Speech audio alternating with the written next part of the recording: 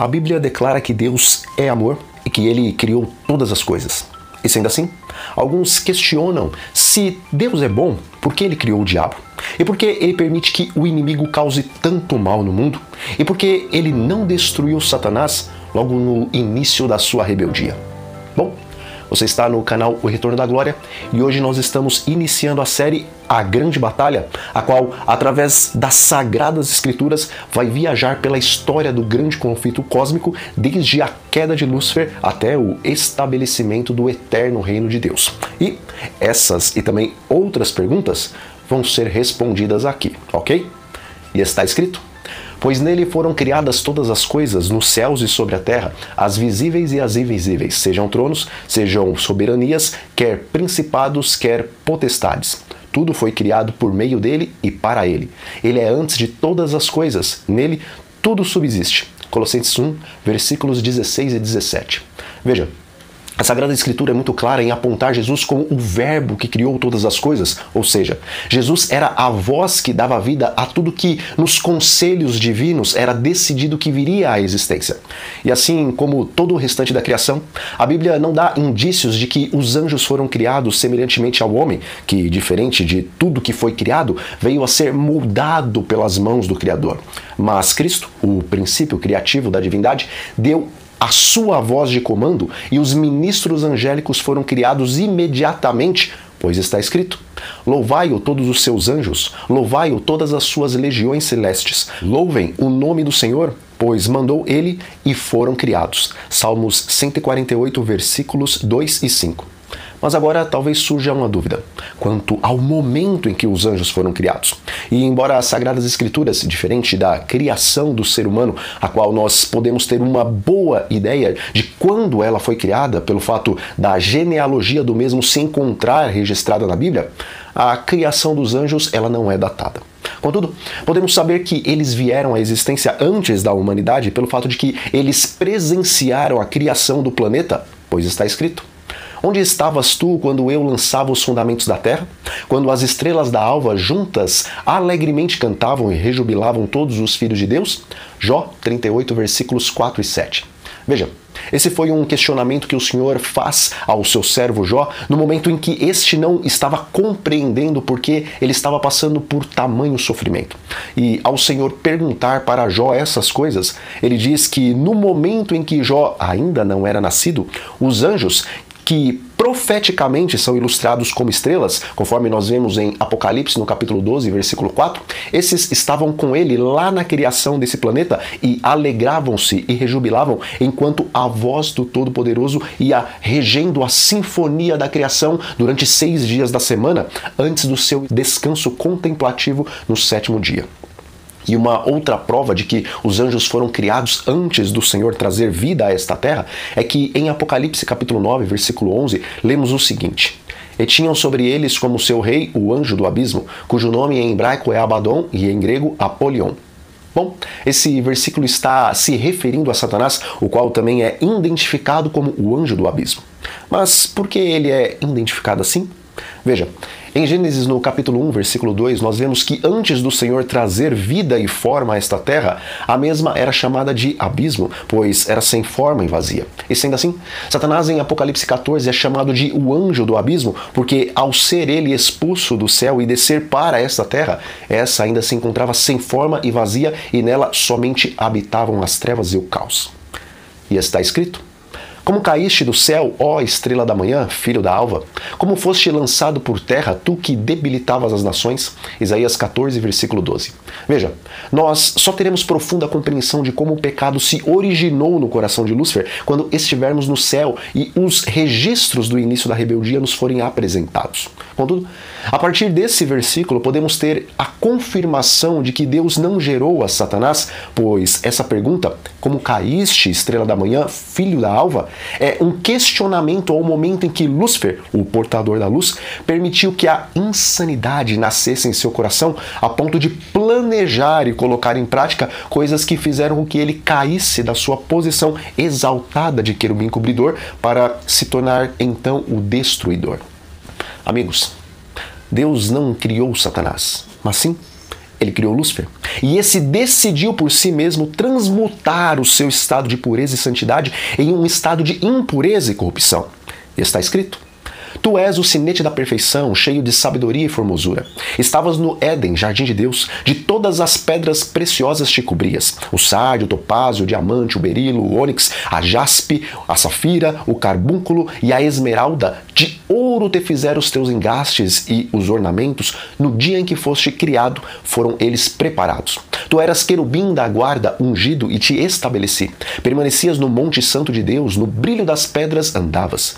Perfeito eras nos teus caminhos, desde o dia em que foste criado, até que se achou iniquidade em ti. Ezequiel 28, versículos 12 a 15. Bom, na palavra de Deus nós encontramos pelo menos 3 categorias diferentes de anjos. E a primeira delas, podemos dizer que são os anjos da guarda, os quais são enviados para proteger os seres humanos dos vários perigos deste mundo e também dos ataques do maligno, conforme está registrado no livro de Salmos, no capítulo 34, versículo 7, o qual diz que o anjo do Senhor acampa ao redor daqueles que o temem e os livra. E conforme a literatura cristã e conforme alguns testemunhos, esses anjos da guarda têm como característica assinalada o possuírem 2 asas. E embora acreditamos que, dependendo da missão, todas as categorias de anjos possam ser enviadas para guardar os homens, vemos que existe uma categoria angelical chamada de querubins, a qual em Ezequiel, no capítulo 1, versículos 4 a 28, vemos que eles têm uma função especial de levarem o trono de Deus para onde o Espírito Santo os direcionar, de maneira que o trono se torna móvel. E a principal característica dessa categoria de anjos, conforme o próprio profeta Ezequiel diz, é que eles possuem 4 asas. E amigos, a terceira categoria angelical, e também a mais proeminente, são os serafins, os quais possuem 6 asas e que, de acordo com Isaías capítulo 6 e também Apocalipse capítulo 4, eles estão constantemente glorificando o nome de Deus diante da presença do Altíssimo. E conforme Apocalipse 4, versículo 6, 4 desses serafins foram ungidos querubins cobridores do trono de Deus e possuem um lugar especial no governo celestial, pois eles foram dispostos no meio e ao redor do trono. Veja, assim como a palavra anjo abarca as 3 categorias dos seres celestiais, da mesma forma, a palavra querubim tanto compreende a classe dos anjos que possuem 4 asas, como também esses 4 serafins que foram ungidos querubins cobridores a fim de cobrirem, ou seja, a fim de guardarem o trono de Deus. E pelas características apresentadas tanto em Ezequiel como em Isaías, nós acreditamos que Lúcifer não era apenas um serafim ungido querubim da guarda, mas cremos que dentre os 4 ele era o mais proeminente, pois o profeta Ezequiel o descreve como o sinete da perfeição, ou seja, abaixo de Deus, que é a absoluta perfeição, Lúcifer era o mais semelhante em todas as suas características físicas e intelectuais com o próprio Deus. E amigos, existe uma certa dúvida da parte de alguns com relação ao que significa Lúcifer estar no Éden envolto às pedras preciosas. Veja, quando comparamos o Éden da Terra com a descrição do trono de Deus e da Santa Cidade, conforme está no livro do Apocalipse, vemos que, semelhantemente ao santuário terrestre, que era uma cópia do santuário celestial, conforme está em Êxodo 25, versículo 40, da mesma forma, o Éden da Terra era um modelo do Éden do céu, onde Lúcifer estava diante de Deus antes da sua queda. Mas, diante de tudo isso, a pergunta que fica no ar é esta: o que significa Lúcifer ter caído? Bom, primeiramente Lúcifer caiu do seu estado de pureza, depois ele caiu da sua posição de querubim cobridor, sendo substituído pelo anjo Gabriel, o qual agora assiste diante de Deus, conforme está escrito em Lucas capítulo 1, versículo 19. E por fim, Lúcifer caiu da sua posição de filho da alva e se tornou Satanás, o dragão, a antiga serpente, o enganador. Mas amigos, sabendo que Deus é justo, então, qual o critério que ele usou para julgar Lúcifer, apontando-o como um anjo caído? Veja, Lúcifer era um serafim, um ungido querubim cobridor da guarda, mas o que ele guardava? Bom, em 1 Reis, no capítulo 8, versículo 9, está escrito o seguinte: Nada havia na arca senão as 2 tábuas de pedra que Moisés ali pusera junto a Horebe. E também em Êxodo, capítulo 25, versículos 18 e 20, lemos o seguinte: Farás 2 querubins de ouro batido, os farás nas 2 extremidades do propiciatório.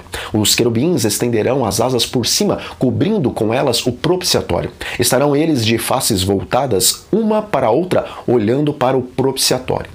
Veja, sendo o tabernáculo um modelo do santuário do céu, a arca era um modelo do trono de Deus, pois o Shekinah estava sobre a arca, no meio e também acima dos querubins de ouro, exatamente como em Apocalipse, no capítulo 4, Deus está sentado em seu trono, no meio e acima dos querubins.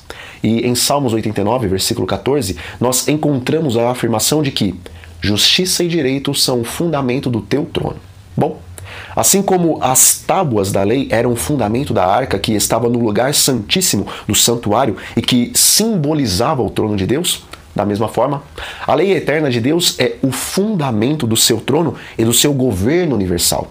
A posição que Lúcifer tinha antes da sua queda foi dada exatamente para guardar essa lei, ou seja, observá-la e exaltá-la diante de todos os habitantes do universo como sendo a única segurança dos seres que possuem livre-arbítrio de não se desviarem do plano original de Deus, o qual tem como objetivo estabelecer uma perpétua paz e alegria aos seus filhos. Mas, ao Lúcifer desejar ser semelhante ao Altíssimo, ele estava transgredindo os 2 primeiros mandamentos que falam sobre a adoração unicamente ao Criador, e ele também estava transgredindo o 10º mandamento, pois estava cobiçando uma prerrogativa que pertencia somente ao Todo-Poderoso. E sendo assim, Lúcifer caiu do seu estado de pureza ao transgredir a lei a qual ele devia guardar, e em seguida ele caiu do seu posto de querubim cobridor, pois decidiu abolir a lei do fundamento do trono de Deus em vez de observá-la. E por fim, ele caiu da sua posição de filho da alva, pois, embora tenha sido criado por Cristo, os verdadeiros filhos de Deus são os filhos espirituais, conforme nós vemos no caso dos israelitas, que, sendo descendentes de Abraão, conforme a carne, não eram, na sua maioria, descendentes ou filhos de Abraão, segundo a fé, a qual é espiritual. Portanto, ao Lúcifer pisar, não uma lei cerimonial, mas a lei eterna, ele se tornou Satanás. Bom, meus amigos, Deus não muda. E embora ele tenha cravado na cruz do Calvário as leis cerimoniais, as quais apontavam para o sacrifício de Cristo, sua eterna lei, que é o próprio fundamento do seu governo universal, essa permanece sendo a base do seu justo trono. E embora a salvação venha única e exclusivamente por intermédio da graça de Cristo, como diz Tiago, a fé em Jesus, sem a demonstração das obras da lei, é morta. Pois, na verdade, ao observarmos e praticarmos a lei que Satanás pisou no céu, nós demonstramos que não somos rebeldes ao governo justo de Deus, mas como filhos obedientes, nós nos submetemos aos estatutos da sua santa, boa, justa e perfeita lei. Bom, meus amigos, nós vamos ficando por aqui. Mas se vocês desejam se aprofundar desde agora na sequência dessa grande batalha que começou no céu, então entre na descrição desse vídeo e cliquem no primeiro link dela, pois vocês poderão baixar gratuitamente o livro O Grande Conflito, o qual vai auxiliá-los a estudarem a história do grande conflito cósmico, a qual está registrada de Gênesis a Apocalipse nas Sagradas Escrituras. Então, fiquem todos com a paz do Senhor Jesus Cristo e até a próxima.